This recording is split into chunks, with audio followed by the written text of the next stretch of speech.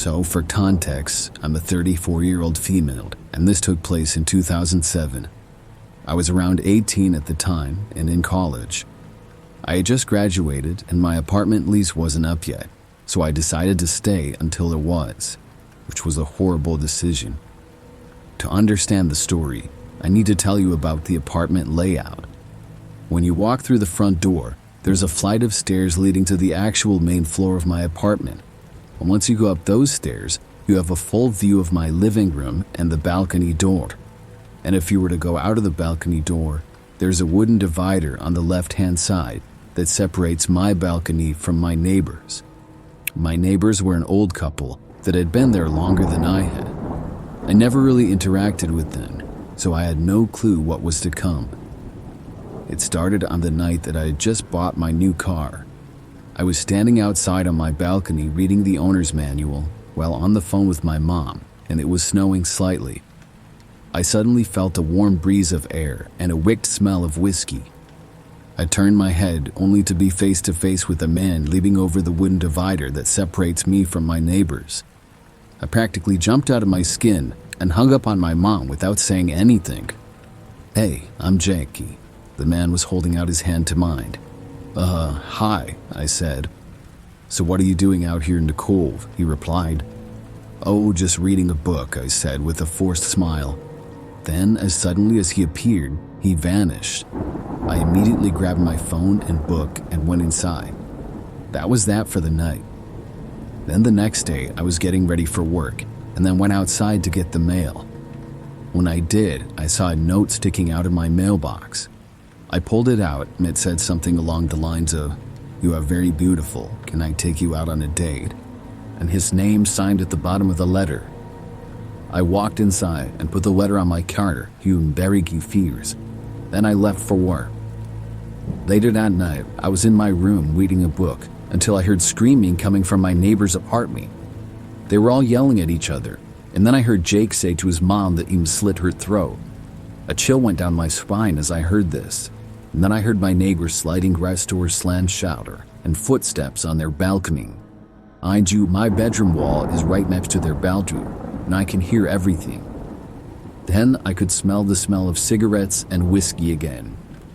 I somehow fell asleep eventually, but then woke up to use the bathroom. I sat up and began to walk out of my bedroom door. After you do, you have to walk past the sliding glass door, and then the bathroom was right across from the door. So anyways, as I'm walking towards the bathroom, he yells at me, "Get back in bed, Birdie." When he called me Birdie, that made me want to leave the apartment and never come back. I rushed into the bathroom, then a few minutes later came back out and practically ran to my bed. I was only 18 and I wasn't the smartest when it came to choices like this, so I ended up going to sleep, then woke up early the next day and felt a cold breeze. I immediately shot up and my eyes darted around the room looking for the source. I didn't find anything, so I walked out into my kitchen/living room and saw it. The balcony door was wide open and there was a note on my kitchen counter. I shut the door and saw that the lock was missing for the door handle, but that was the least of my worries because my apartment had just been broken into. I picked up the note with shaky hands and read it. It was a whole paragraph about how I should go on a date with him, and at the bottom of the paper it said, "P.S. I promise you won't regret it." The rest of the day, I was paranoid that he would come back and do something. Later that night, I was once again on the phone with my mom. Then I suddenly heard running and pounding on my walls. That creep was running down the hallway and pounding on my walls and doors. I told my mom that on the phone, and she told me not to answer it. Then I walked towards my door and just stood there as he pounded and yelled from the other side. A few minutes went by, and then it stopped. I told my mom I had to go. Then I walked back to my living room and froze at what I saw. There he was, standing in the middle of the room, staring at me. "Why didn't you answer the door?" he said in a cold tone. "I was in the shower," I said back, clearly lying. "Okay." Then he climbed around the divider and left, and I never saw him again. A week later, my lease was up for my apartment, and I talked to my landlord. He told me that the man, Jake, had no permission to be on the property since the limit of people in one apartment was 2 and my neighbor had 3. So after I moved all my stuff, about a month went by without any problems. Then my landlord randomly called me and told me how a young couple moved into my old apartment and the man had broken in several times and even smashed their windows. Goes to show how crazy and dangerous people can actually be. So random man named Jake, let's never meet again.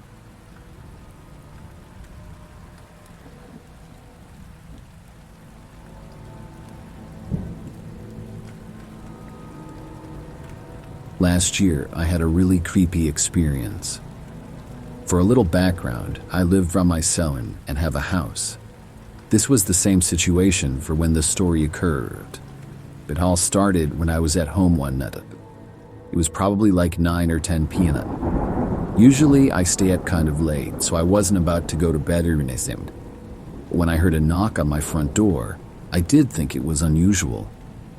I walked over and looked out the window. There was a woman standing there. I was unsure if I should open the door or not.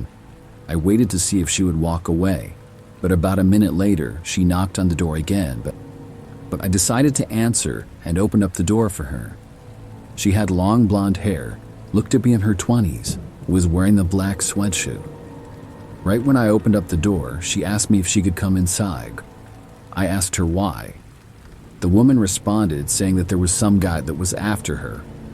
I told her that I could call the police, but she interrupted me and asked me again if she could just come inside. I didn't let her though. I suggested calling the police again, but she said no. When I asked her why not, she just turned to padlock away rather quickly. I was pretty confused. I looked around, trying to see if there was around any place. I didn't see one note. The woman went down the street and was quickly out of my sight. I went back inside after that and then went to bed. By the next day, I had forgotten about the encounter for the most part. I went to work as usual, but after that I was home again and it was later at night. I was in my living room and just noticed out the window somebody walking by out front. It was the same woman as the night before, and she was walking on the street in front of my house. I was not aware of her living in my neighborhood.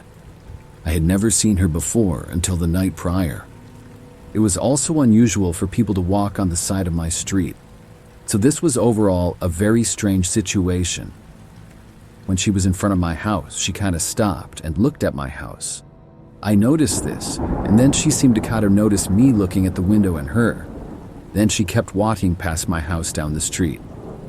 I wasn't quite sure who she was or why she was hanging around my neighborhood all the same. I thought perhaps she had moved in down the street or something, but honestly, I had no idea. I saw her again the very next day though. This time I was driving to work, and I remember that after making it out of my neighborhood, a car was driving behind me. For whatever reason, at the stoplight, I looked at the car behind me in my mirror. The driver looked an awful lot like the woman who I kept seeing. I was almost positive that it was her, but she was wearing sunglasses, so I wasn't quite 100%. It was strange to see her again though, but I didn't even have the thought that she was following me in her car. But as I kept driving, I noticed her making all of the turns that I do. Eventually, I was like 90% there and she was still driving behind me. By now, I was about 99% sure that she was saying Monding. It took me about 15 minutes to get to work. But when I got there, she pulled into the parking lot after me.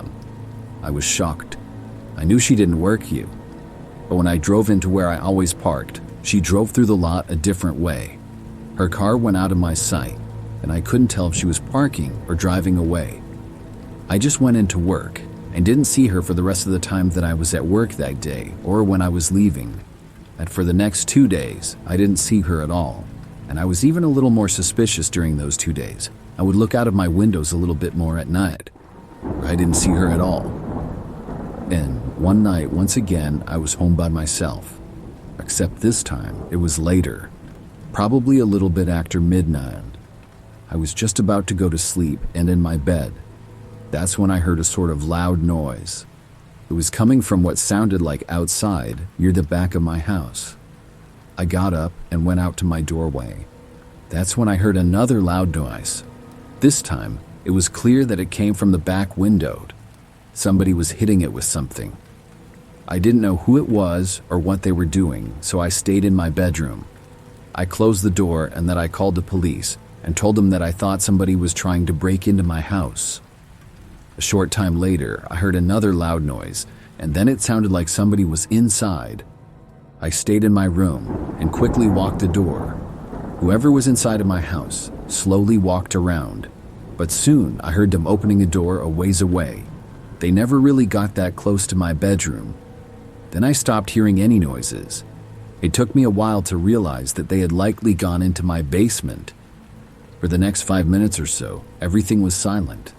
Then the police arrived. I ran out of my room to let them in. Once they entered, I let them know that I thought somebody was in my basement. They went down, and a short time later came out with the same woman who I kept seeing. I should have known it was her.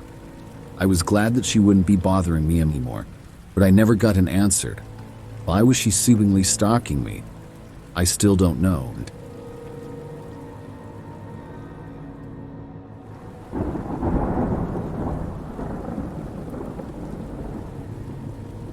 I'm a female, and the story happened about 2 years ago. I switched jobs around that time, after working in one office building for about 1.5 years. There was a better job opportunity for me, so I took it. Now, the first office that I had worked in was not a bad job. I liked most of my coworkers, and there were quite a few people that were in the building. When I started my new job, though, I liked it even more. But not long after starting, one day I got a text from one of my old coworkers. It was a man named Jeremy. Jeremy worked in the office and occasionally would talk to me, but not a whole lot. I always thought that he was a little bit weird and creepy. Several other people around the office did too.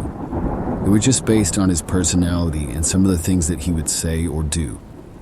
So he texted me asking me to hang out. It was kind of out of nowhere, and I didn't know why he would do that. I wasn't sure how to respond. Before I did though, he texted me again. I guess I took too long to reply, and he accused me of ignoring him because I had seen the text but not yet responded. It had only been like 2 hours. I finally responded and told him that I would not be available to hang out with him. He asked me why not, and I said that I was just really busy with work and stuff. He didn't respond to me for a few days after that. I forgot about it and didn't think that he would text me again. But then he called me on my cell phone. I was not expecting it and didn't answer. The call was sometime at night, but not that late.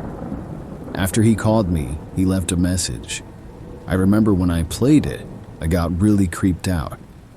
In the message, he was talking to me about how he knew I wasn't too busy to hang out with him. He said that he knew I didn't even work the previous day and didn't go anywhere. And he was right. I didn't have work and hadn't gone anywhere. But how did he know that? I realized that he must have somehow drove to my house or something. So I texted him, asking him how he knew that I had stayed home the previous day. I remember right after I sent it, I saw the 3 dots indicating that he was typing. This went on for a while and then disappeared without a text. He didn't respond. After that, I started to pay more attention to outside and I was home. The next night, shortly after getting back home from work, I noticed a car parked on the side of the road. It was in one corner which had a good view of my house. I couldn't see inside the car or who was driving or anything. It was too far away, but I was suspicious. Nothing else weird happened that night then, but the next night, I received another phone call from Jeremy, this time at 1 o'clock in the morning. I didn't hear it or see it until the next morning because I had been asleep. He did not leave a message though. I texted him asking him why he called me at 1 a.m. and why he was being so weird. He did not respond, so I decided to block him, something that I should have done long before. But I thought maybe he would give me some sort of explanation or something. For the next couple of days, everything was fine. Then I got back home sort of late from work. Afterwards, I was just planning to go to bed and was really tired. But about 20 minutes after arriving back to my house, I heard a knock at the front door. I walked over and looked to see Jeremy standing there. I foolishly decided to answer. I was thinking that I could talk to him and declared that I wanted him to leave me alone. As soon as I opened at the door, Jeremy rushed inside and started to grab me. We struggled very briefly, and I was able to free myself. It all happened so fast, it's kind of a blur in my memory. I just remember him charging at me, and then I got away. I ran outside of the house, which was my first instinct for some reason. Jeremy started to go after me. I ran through my front yard and into the street. Then I went to my neighbor's yard across the street. But surprisingly, Jeremy stopped chasing me when he got to the street. I saw that he ran in a different direction. Then he ran to the corner and got inside of a car and drove away. I went back inside after that and called the cops. They came out a short time later, and I told them everything I could about Cherny.